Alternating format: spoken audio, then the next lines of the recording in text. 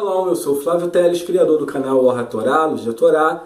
Nós falamos nos dois primeiros materiais sobre um tema bastante discutido e debatido nas redes sociais, relacionado com o nome do Salvador, o nome Jesus, na forma grega a qual ele se encontra nas versões aportuguesadas. Mostramos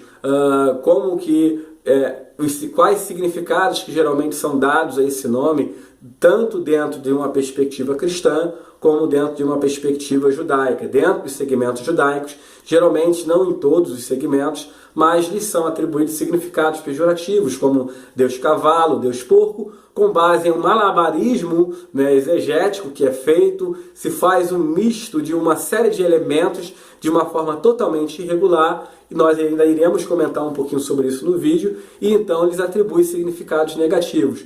Em contrapartida, os segmentos cristãos acreditam ter o nome Jesus significados relacionados com o aspecto salvífico, soteriológicos. Então o nome Jesus significa salvação. Nós mostramos nos dois primeiros vídeos que o nome Jesus não tem nenhum tipo de significado, contrariando assim algumas lideranças judaicas e ao mesmo tempo também alertando e chamando a atenção daquele segmento cristão, daquelas lideranças, para esse ocorrido, para esse fato. Hoje eu quero trabalhar com vocês algo bem interessante que aparece dentro dos textos hebraico e aramaico. Eu separei aqui o texto, se eu não estiver enganado, de Mateus 1, 21 ou 22, que diz assim: Vehi yeleret ben vekarata et shemo Yeshua kihu Yoshia, né?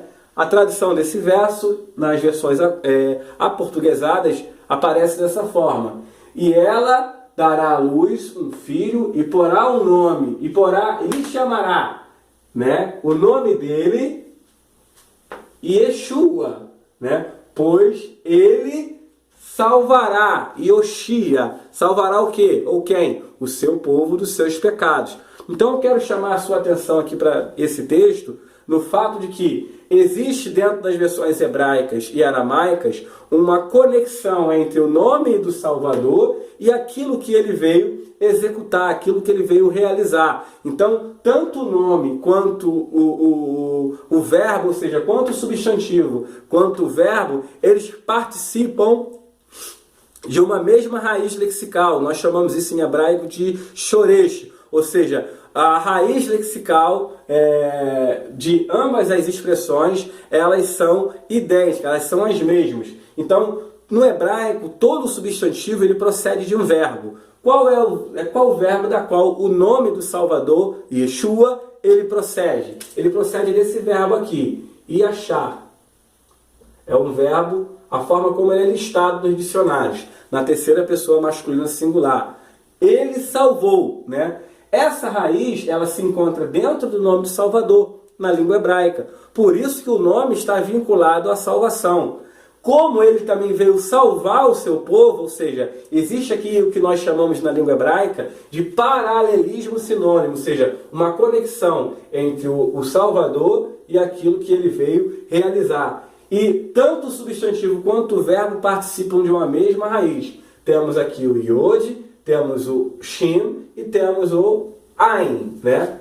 Então, vai gerar justamente o verbo na terceira pessoa do perfeito, né? Ele salvou. Aqui, o que nós temos, na verdade, é o verbo no imperfeito, ou seja, como se fosse um futuro, né? Uma espécie de futuro. Então, ele salvará. Por que o verbo está no futuro? O verbo originalmente no perfeito ele tem um iod, né? Para ser futuro eu tenho que adicionar um outro iod. O iod ele é o tronco, né? É o prefixo do futuro. E esse iod aqui ele vira um vav.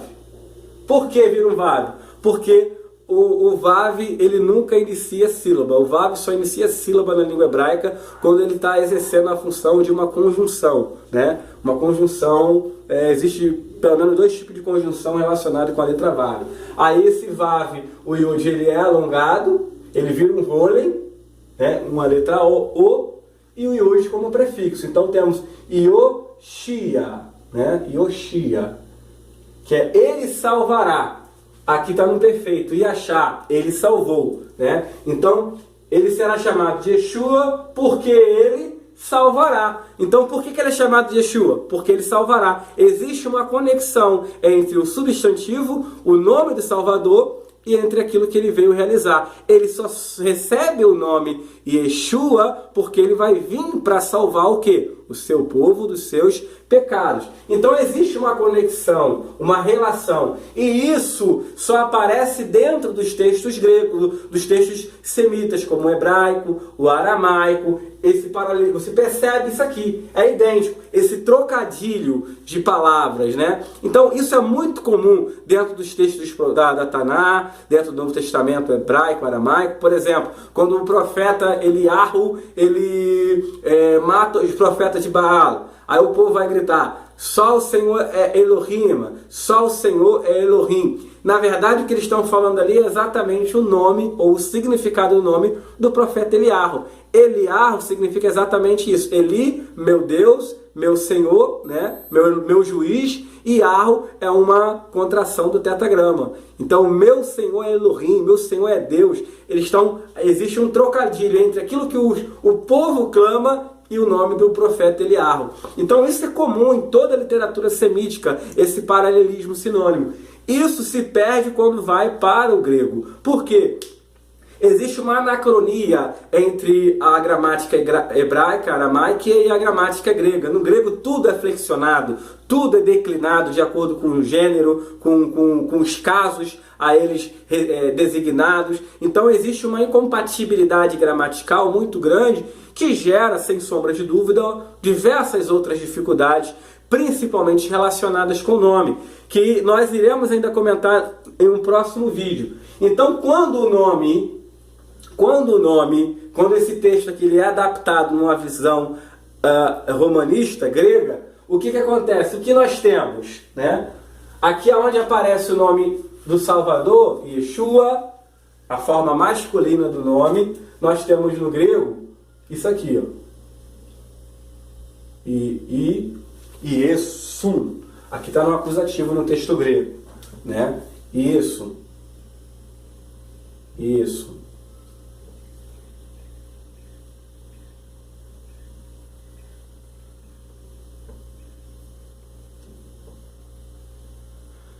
Isso.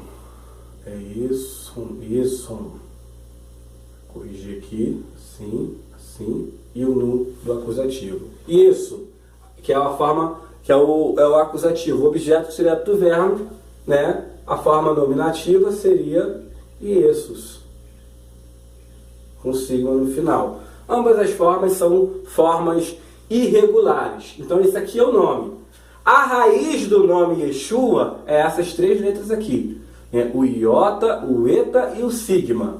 Então essa é a raiz do nome. No grego, a raiz de um substantivo é a parte que contém o seu significado. Aqui no hebraico a gente viu. Temos o substantivo, o nome e o verbo. A raiz de ambas as expressões contém o significado relacionado com salvação. Então subtende que no grego deveria acontecer a mesma coisa. Então temos aqui a raiz, ies, né? Iota, eta e sigma. Porém, quando nós vamos para o verbo, aqui o verbo ele se encontra no futuro, terceira pessoa, masculina singular. Ele salvará. O verbo é esse aqui, ó, susei. Aqui é a terminação da pessoa, ei, né? Ele. Então, susei. Soso é a forma da primeira pessoa. Eu salvei, né? Eu salvei. Então, essa aqui é a forma que aparece no texto, que seria o equivalente a isso aqui, Oshia. Agora, se você buscar a raiz desse verbo, essa raiz do verbo não tem nenhuma relação com a raiz do nome.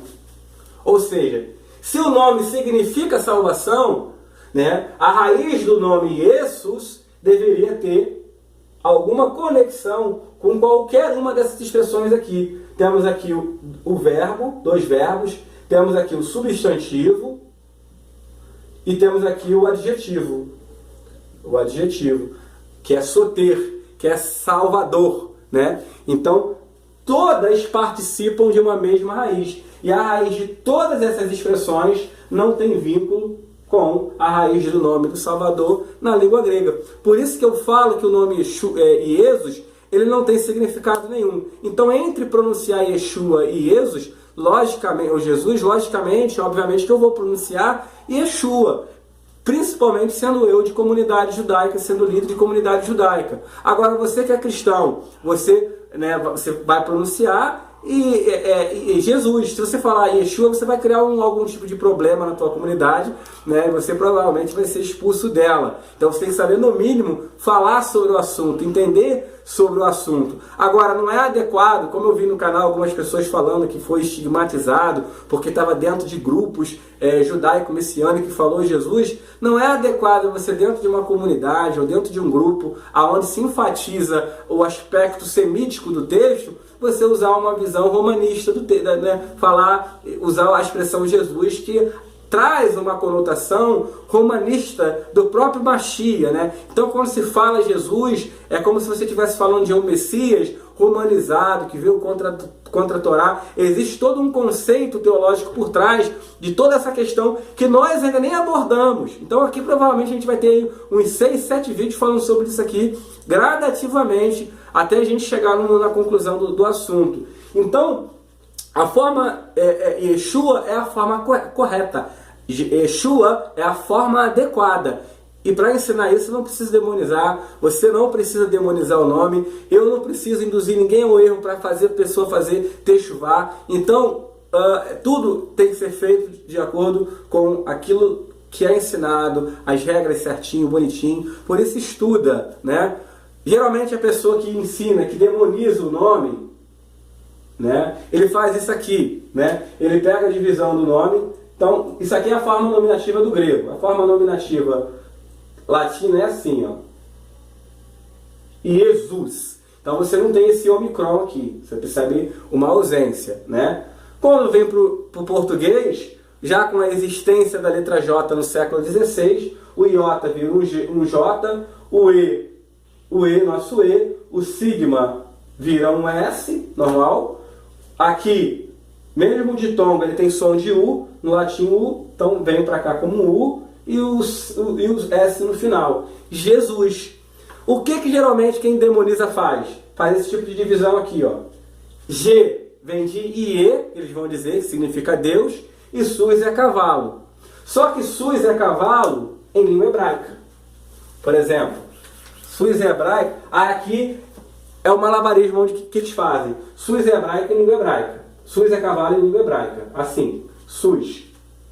Temos um Samer, um Shuruk e um Samer, né? Isso é cavalo em língua hebraica. Aí, novamente ressaltando, qual é a observação? O Samer, né? A letra Samer aqui em hebraico, né? E o sigma em grego, essa letra aqui, ela é um equivalente da letra Shin. Essa letra aqui, ó, em hebraico. Então, cavalo não se escreve com Shin, cavalo se escreve com o Samer. Primeira irregularidade. Segunda irregularidade, aí a pessoa fala assim, isso aqui para entender isso aqui tem que ir para o nível Sod de interpretação, como só ele ou eles entendessem de modo pardês, né? Então se usa o modo pardês sem nenhum princípio dentro de alguns locais. Faça um teste, você que já ouviu ou assistiu uma aula dessa. Pergunte aí, ó. Vem cá, quais são os princípios relacionados com o modo pardês? Eles não vão saber te responder, porque não sabem. Usam o modo pardês de forma irregular. Então existem princípios que são aplicados. Nós vamos falar sobre isso aqui no canal. Aí você pega aqui, a gente faz isso. Vai para o nível Sod de interpretação. Aqui é outro malabarismo. Aí eu pego a Gimatriote. A Gimatriote é uma ciência que estuda numerologia judaica. Eu pego, o Samer vale 60, o Shuruk, que é o Vav, vale 6, o Samer novamente 60. Eu elimino os zeros, eu tenho 6, 6, 6. Aí vai dizer que é o número da besta, né? Aí vai falar que o nome de Jesus significa o nome da besta, representa o nome da besta. Porém, o que nós temos aqui é Samer, né? Cavalo se escreve com Samer. O nome Yeshua, no grego, foi adaptado com o sigma, que é um equivalente do Shin. E o Shin vale 300.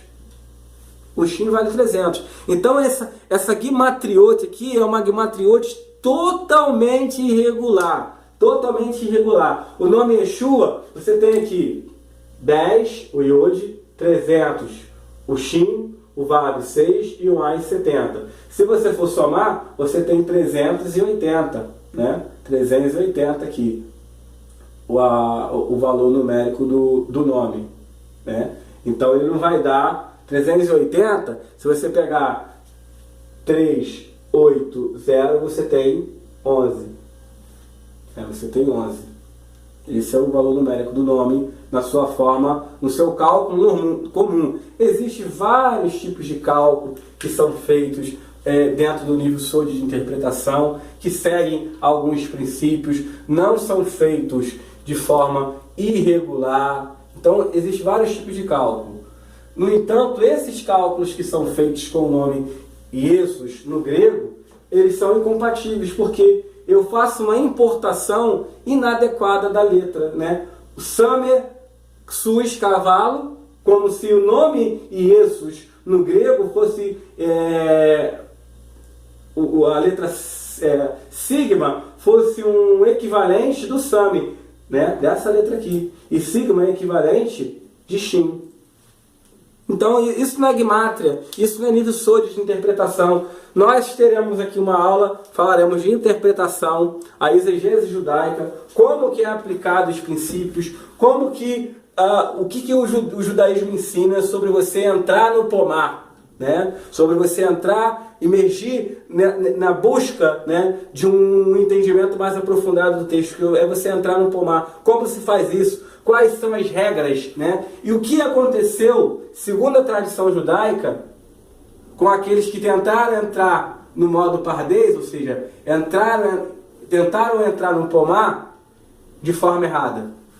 A literatura judaica vai falar que eles ficaram loucos, né? Então nós vamos falar um pouquinho sobre isso nos próximos vídeos. Então a ideia básica desse vídeo é exatamente isso, meus irmãos. Mostrar essa sincronia entre Yeshua e Yoshia, entre o seu nome e aquilo que ele veio realizar, que é algo que se perde totalmente no texto grego, né? O significado do nome não tem nenhuma relação com qualquer expressão grega relacionada com salvação. Então, perde-se completamente, mostrando assim que o nome Iesus não tem significado nenhum. Então, continue conosco, fique no canal, não deixe de se inscrever, comentar o material, dê sugestões, coloque suas dúvidas e, à medida do possível, nós estaremos respondendo e comentando cada item que for colocado aí no canal. Então, fique na paz, um forte abraço para todos vocês que fazem parte do canal conosco, um forte abraço, shalom, shalom.